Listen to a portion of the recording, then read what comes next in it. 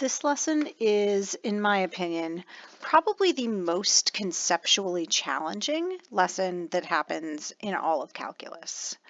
So we are going to look at using what we learned about sigma notation to try to approximate the area between a curve and the x-axis.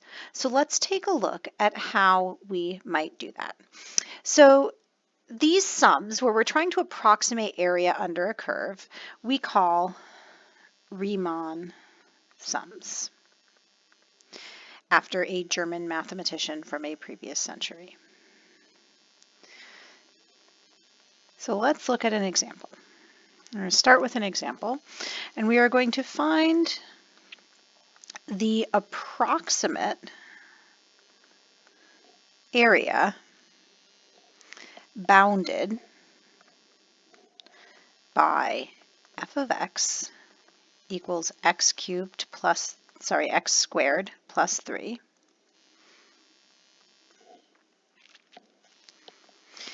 The x-axis, x equals 0 and x equals 2, which are two vertical lines, using 5 rectangles. Okay, so we are going to be approximating this. So let's first take a look at how we could use rectangles to approximate curves. So we have x squared plus 3. So that's going to look something like this. Okay, so we have here, we have a curve like this, and we're going to try to use rectangles to approximate. So left-hand endpoints, so first way we could do is use what we call left-hand endpoints. So left-hand endpoints, what we're going to do is we are going to split our interval. So we're going here to sort of this distance, and we are going to draw rectangles where the left hand of the rectangle is going to be on the curve. And we're going to try to split these evenly. Okay, and we'll call this distance here delta x. And so each of these is going to have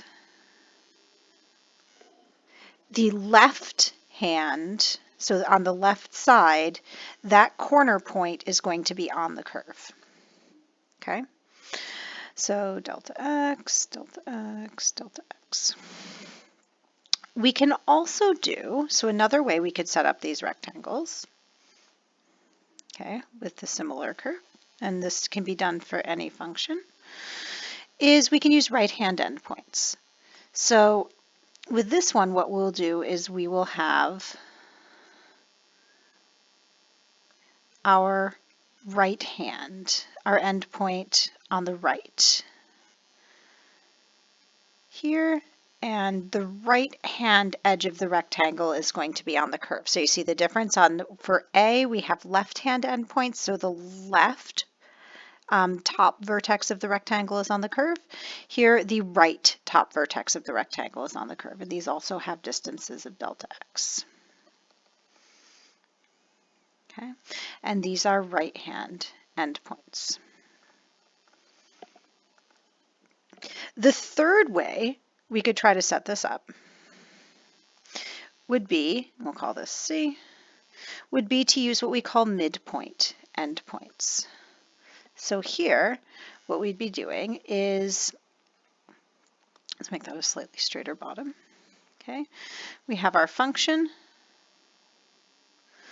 and we would be using midpoint. So we would use the midpoint of an interval delta x is going to be on the top side of the rectangle. So it's going to be the midpoint right here of the interval is going to be the top here. And the reason we are defining differently where we are putting these endpoints and our midpoint left hand, right hand, is that each of these points on the curve is going to give us the height of the rectangle. So we're dividing into, here we're going to be dividing it into 5 rectangles that are all of equal length. So let's take a look at what that looks like for our specific function. We're going to start with left hand and right hand, and I'm going to draw a picture here that includes both left hand, right hand, and midpoint. So we're going to use a couple different colors. So here we start at 3, and we're going from 0 to 2. So here's 3. F of 2, if we take 2 squared plus 3, we get to 7, and that's going to be the highest that we get. So we start at 3, 0, and we're going to go up to 2, 7, and we're sort of going up a little bit more steep. We start out a little shallower and get a little bit more steep as we go. So we want to divide this region from 0 to 2 into 5 equal rectangles. So 2 divided by 5 gives us 0.25 or 0.4. So each of these is going to have a width. Each of our rectangles will have a width of 0.4. So we're going to divide 0.4, 0.8, 1.2, and 1.6. So if we want to do left-handed endpoints, our rectangles will look right here like this. We'll have our left hand here, and the height of the rectangle, as you can see, is going to be the y value of the function at 0, 0.4, 0.8, 1.2, and 1.6. So if we're doing our right-hand rectangles, we can make a little table. And we won't do this for all of them, but for the first one, it can be helpful to make a table. So our x value and our f of x. So our x value represents the width. Okay, so our x's are going to be, we're going to have sort of the width of the rectangle. Our f of x is going to represent the height. So actually our delta x, not the x value itself, but our delta x is going to be the width of the rectangle equals 0.4. Okay, so for a left-handed sum, our x values are going to be 0, 0.4, 0.8, 1.2, 1.6, and we're not actually going to be using 2 because for this one we don't need 2. We will need it when we do the left-hand sum, but we're not going to need it when we do the right-hand sum. Okay, so this is 3, 3.16. If we plug into x squared plus 3, 3.64, 4.44, and 5.56. Okay, so let's look at taking a left-hand sum here. So our area is going to be approximately equal to, I can multiply 0.4, that's my delta x, is 0.4. I can either multiply each of my values by 0.4, or I can just multiply by 0. I can just add them up first and multiply by 0.4 at the end by factoring out a common factor of 0.4. So I'm going to do that because the computation is a bit easier. So this is 0.4 times f of 0 plus f of 0.4. So this is rectangle 1, rectangle 2, height of rectangle 3, plus height of rectangle 4, plus height of rectangle 5.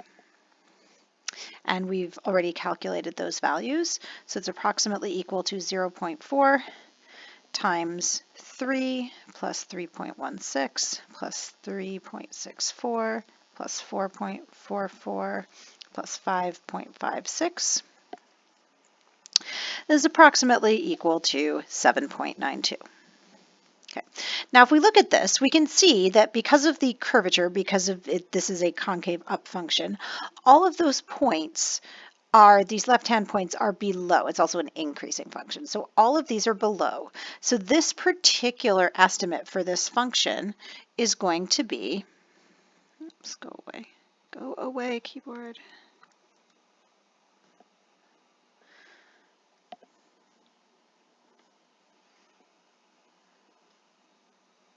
Is going to be an underestimate.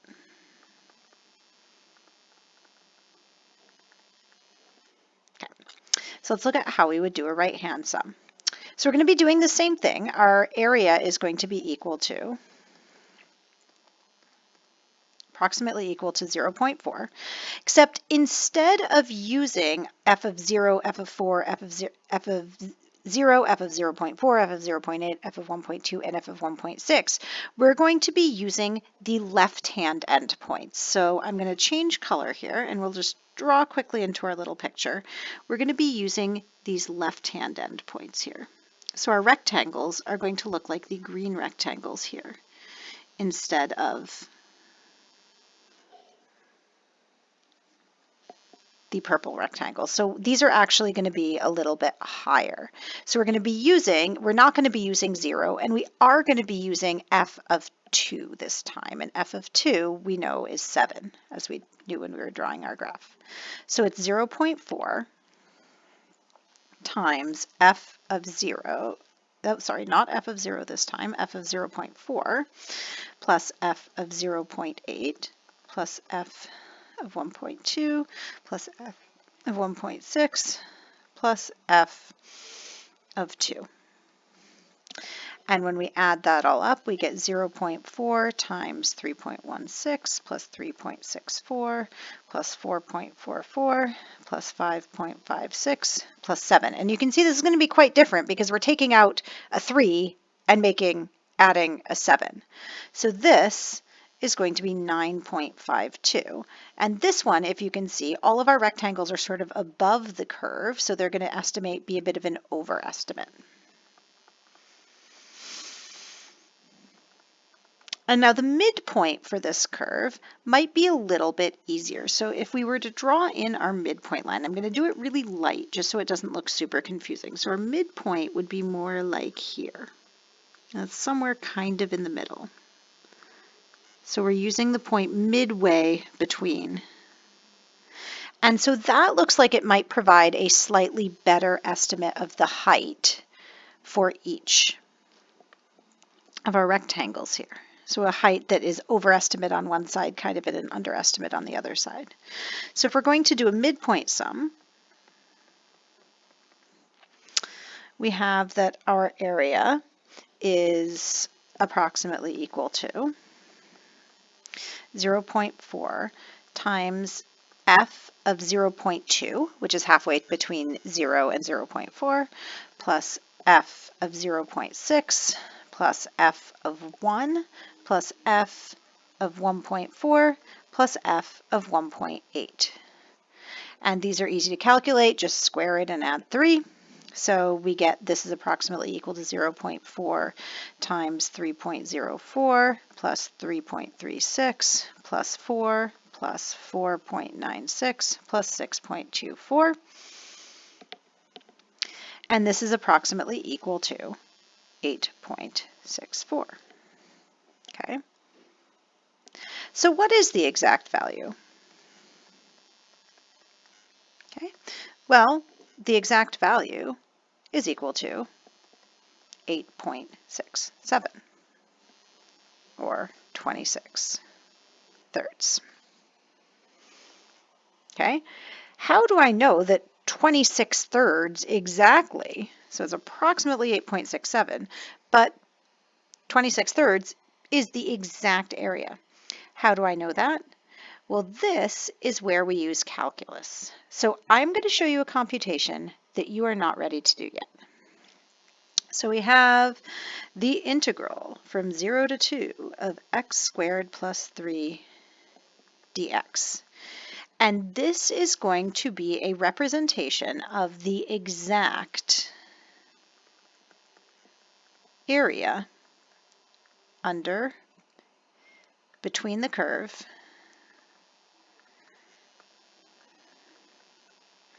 f of x equals x squared plus 3, the x-axis, and x equals 0 and x equals 2. And you can see the 0 and 2 right here and right here. Okay, you can see the curve, and the x-axis happens for any integral or sum that we do this. How do we get from approximating with rectangles right here to actually adding up area? So what that's going to take, it's going to take two things. It's going to take sums and it's going to take limits.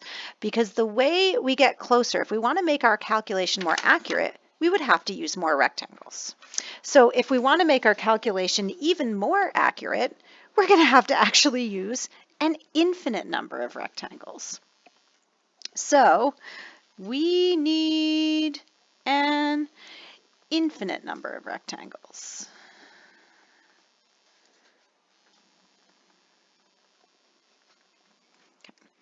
So we can define the area under a curve or between the curve and the x-axis. And we'll talk a little bit more about what that actually means because we're going to end up with some weird situations where area can be negative. So area is the limit as n approaches infinity of the sum I equals 1 to n of f of xi star times delta x. This f of xi star is going to be the height of your rectangle, and delta x is going to be the width of your rectangle. And so delta x, we're going to have a constant width of our rectangle, and the height of our rectangle is going to depend on what sort of sum we want to do, whether we want to do a left-hand endpoint sum or a right-hand endpoint sum. And you will probably find that right-hand endpoint sums tend to be a little bit easier for you to be able to define your variables because they start at 1, 2, you start counting at 1 instead of starting to count at 0.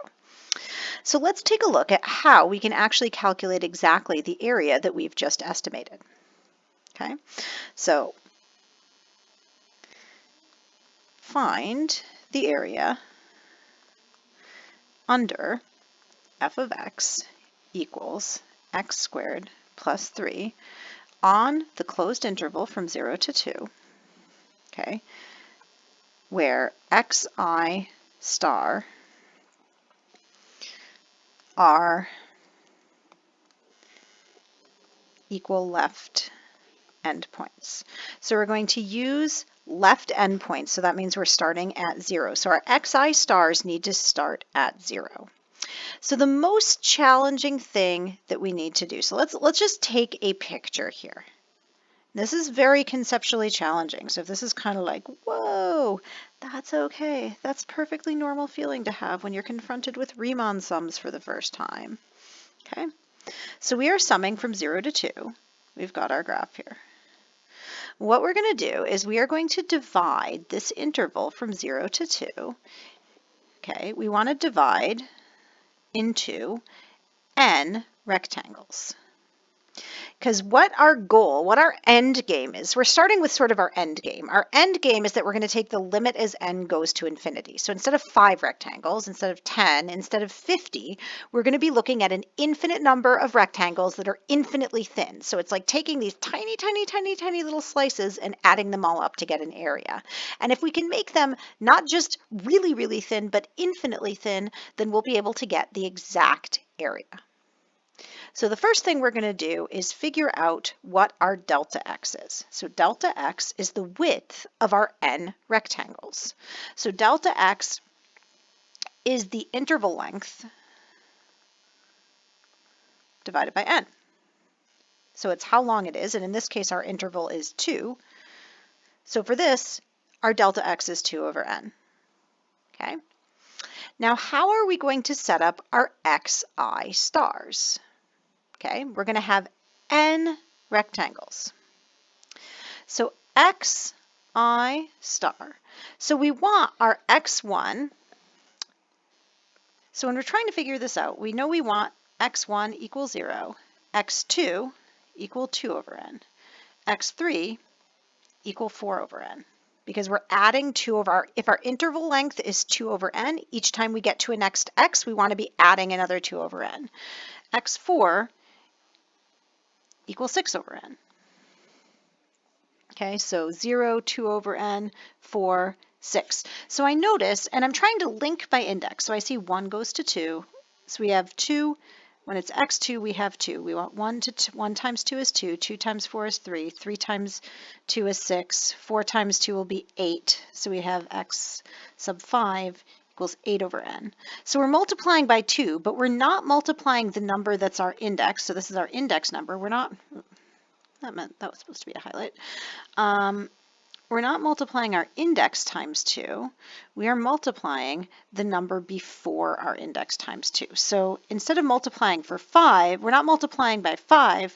We're multiplying 5 minus 1. So when we get down to our xi star, that is going to be I minus 1 times 2 divided by n. So the n is there the whole time. We're just adding n, and it's a common denominator, so you just keep adding 2 over n, 2 over n, 2 over n. But we want to start 1 back from the index because we're starting with 0, and this is a left-hand endpoint sum. Okay, so now we've got our delta x, we've got our xi star, and now we are going to add in our f of xi star. And that's going to be equal to f of xi star equals f of 0, which is equal to 3.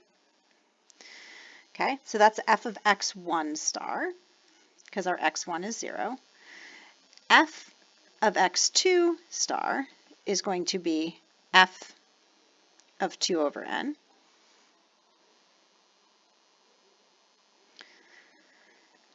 Which is going to be 4 over n squared plus 3. Okay? And so what we notice as we go on down is really when we're doing our f of xi star, that's going to be equal to this whole thing here, our xi star squared plus 3. So it's I minus 1 times 2 squared over n squared plus 3. So we're taking our f of xi star, we're plugging it into our function. So now we know what our delta x is, we know what our xi star is. We don't actually need xi star directly, but what we're really concerned is what f of xi star is. So now we can actually plug that into our formula for area. So our area is the limit as n goes to infinity, and the sum I equals 1 to n of 2 times I minus 1 over n squared, and this lovely thing squared, plus 3 times 2 over n. So this is our delta x right here, delta x, and this is our f of xi star. I'm just substituting it in. Okay, so height of our rectangle, width of our rectangle.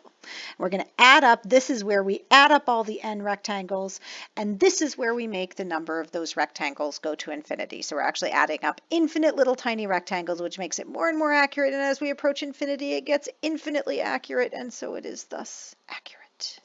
So now it's just the same sort of working out we did in that last extra hard problem in our sigma notation lesson. So we're going to take the limit as n approaches infinity of the sum of all this stuff. So let's expand our brackets. Okay, so we have the sum. We have 2 times I minus 1 squared over n squared times 2n. So let's expand everything. Okay, so the 2 over n is going to multiply everything in there. So we have a 4 times 2, which gives us 8. N times n squared is n cubed. I minus 1 squared is I squared minus 2I plus 1. And we got that over n cubed plus, okay, and we forgot our sum. How could we forget our sum? So this is the sum, I equals 1 to n, plus the sum from I equals 1 to n of 3 times 2 over n, which is just 6 over n. We're super lucky because we're going to be able to treat 6 over n as a constant. So we've split our sum, and now we've got to do some simplifying. So notice here that 8 over n cubed can be treated, anything with an n in it can be treated as a constant. So that is going to be really helpful. So this is the limit as n approaches infinity of 8 over n cubed. We're going to factor that out of that first sum, times, and we're going to split this sum. So now all we have left is I squared minus 2i plus 1. The sum, I equals 1 to n of I squared minus the sum, sum I equals 1 to n. We're going to pull that 2 constant outside and leave that as just I, plus the sum I equals 1 to n of 1. So it's just all these different sums, and we actually know how to do all of those. So that 8 over n cubed is multiplying this, plus we can pull out a 6 over n here, and this is just the sum I equals 1 to n of 1. And then we get a nice closed bracket. Now that just looks beautiful. So now the fun part is that we get to go and we can substitute for all of our summation signs because all we're summing is I squared, I, and 1. And we have shortcuts for all of those. So this is equal to the limit as n approaches infinity. Yes, we will be writing that every time. Of 8 over n cubed times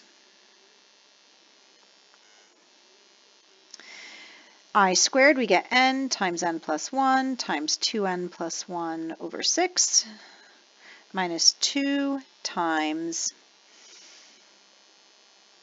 n times n plus 1 over 2 plus n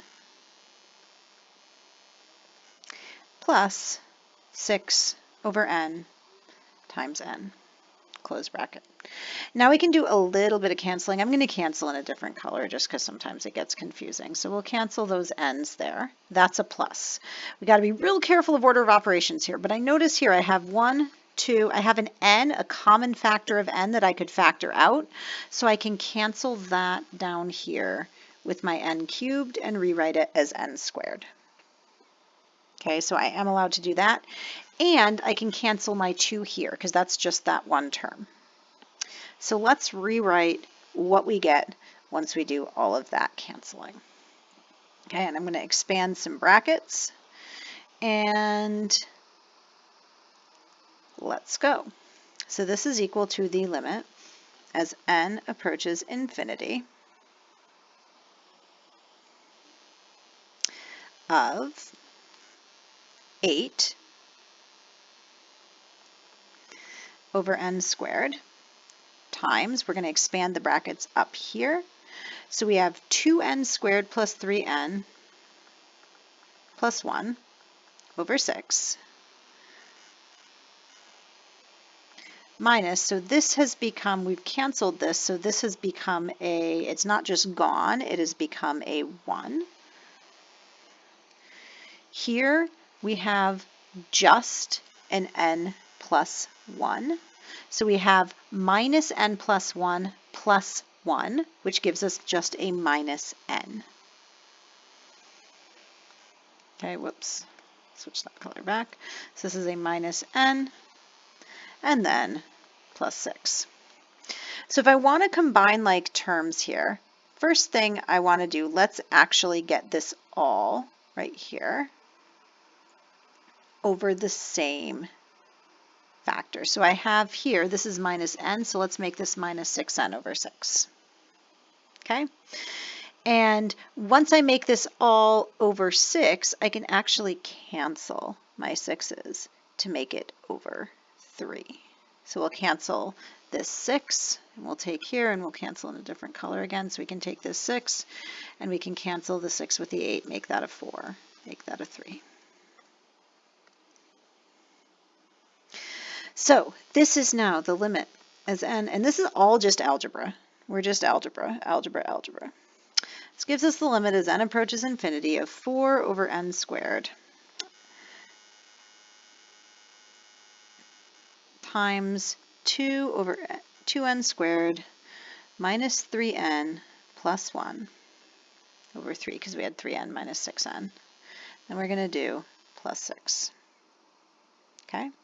And so now what I'm going to do is we've got an n squared in the denominator. I am actually going to multiply everything through, expand the brackets, and then we're almost ready to take the limit. Limit as n approaches infinity of 8n squared over 3n squared minus 12n over 3n squared plus 1 over 3n squared plus 6. And now, as you can see, my n squareds cancel here, leaving me with 8/3. N over n squared, as n goes to infinity, this is going to go to 0, and this is also going to go to 0. So I get 6 plus 8/3. 6 times 3 is 18, so 18 plus 8 gives me 26/3, which is what I told you the exact answer was. So one last problem to illustrate what happens, and this one is a bit easier because we can actually see what the geometric situation looks like. So we're going to look at an example 2, and we're going to carry on with doing integrals by using actual geometric area in the next lesson. So we're going to find the area under f of x equals x on negative 1, 1, using right-hand endpoints. And as I said, right-hand endpoints tend to be a little easier to set up. So let's sketch our graph and look at the area that we're talking about. So we have negative 1 and 1. That's going to be 1 and negative 1. So we have y equals x. It's just a straight line here. So we're looking at the area here above the x-axis and the area here below the x-axis. And we're going to look at what our result is and interpret that. So we're going to say the area is the limit as n approaches infinity. Sum I equals 1 to n. This is my Riemann sum formula. F of xi star delta x. Okay, remembering that this is the base of our rectangle and this is the height of our rectangle. It's just the sum of all my rectangle areas. Okay, so let's again look here. We have an interval of length 2, so delta x equals 2 over n. This is the length of interval. Okay, we're going to look at our xi stars. Well, we want to start at negative 1, right? So we're starting at x1. So x1 is negative 1 plus 2 over n. Because we're not starting at negative 1 this time, we're starting one rectangle in. So that's 1, negative 1 plus our delta x.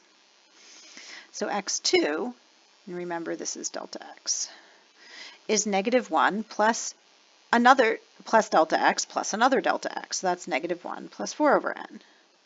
So this is negative 1. X3 is negative 1 plus 6 over n. So here we notice 4, 2, 2, 1, 6, 3. We're actually just multiplying the index. We really want to look at a relationship between the index and that number here because we're going to want to write it for xi star. We're going to want to write it with an I. So this is equal to negative 1 plus 2 I over n. And that's going to be our xi. Luckily, our f of xi star, well, f of x is just x. So our f of xi star is also negative 1 plus 2i over n. Okay? Because f of xi star is the same. F of x equals x. Nice simple equation. So now let's set up our area formula down here, looking at all of this. So area is the limit as n approaches infinity. Sum I equals 1 to n of f of xi star, which is negative 1, plus 2i over n times delta x, which is 2 over n. Okay, this is going to be a little bit simpler of a sum to deal with. So we get the limit as n approaches infinity, the sum I equals 1 to n. Until you take the sum, you can't get rid of any of that. Multiply our 2n through. This is negative 2 over n plus 4i over n squared, and put brackets here so we know we're summing that whole thing. So this is the limit as n approaches infinity. I'm going to take the brackets out around here because we're going to split this sum. Negative 2 over n, sum I equals 1 to n of 1. Remember, n is a constant until we take the limit. Plus 4 over n squared, the sum I equals 1 to n of I. Now we can use our little shortcut formulas to give it in terms of n. So the limit as n approaches infinity of negative 2 times n, which is just negative 2 over n times n, which is just negative 2, plus 4 over n squared times n plus 1 over 2. Well, the 4 can cancel and be a 2. The n can cancel, make that n. So it is the limit, and as we expand the brackets here, we get the limit as n approaches infinity of negative 2 plus 2 times n, so we get 2n over n, which is just 2, plus 2 times 1 over n, which is 2 over n. And as we actually take that limit, that part will go to 0. Negative 2 plus 2 equals 0. So the interesting thing about this is we got 0. That is a little bit strange when we actually look back at our picture and we say, but we seem to have area on both sides. It looks like the area is here. And so now we realize that integrals, when we're taking these integrals, it's treating the area above a curve that's under a curve and the area above a curve that's below the x-axis differently. So this is considered to be a net signed area. So we think of area between, if a curve is below the x-axis, the area between the curve and the x-axis will be negative. If the curve is above the x-axis, the area between the curve and the x-axis will be positive. And this is our net signed area. And we'll go and just add a note up here that this is positive area and this is negative area if it's below the x-axis. And that is important to know. However, we could simply calculate the actual area using triangles. So if we go back down to the bottom, if we look at this as just two triangles, we can see that we have 1, 1, and side 1, 1. So the area for each triangle is 1/2 times b times h, 1/2 times 1 times 1, which is 1/2. Okay, so the total unsigned shaded area equals 1/2 plus 1/2, which is not 2. It's 1. So generally, when we're using integrals to do area problems, we need to think about whether the area is about, when we use area to do integral problems, we need to remember that it has a sign, and when we're using integrals to do area problems, we also need to remember that the area that we get by taking an integral uses a sign.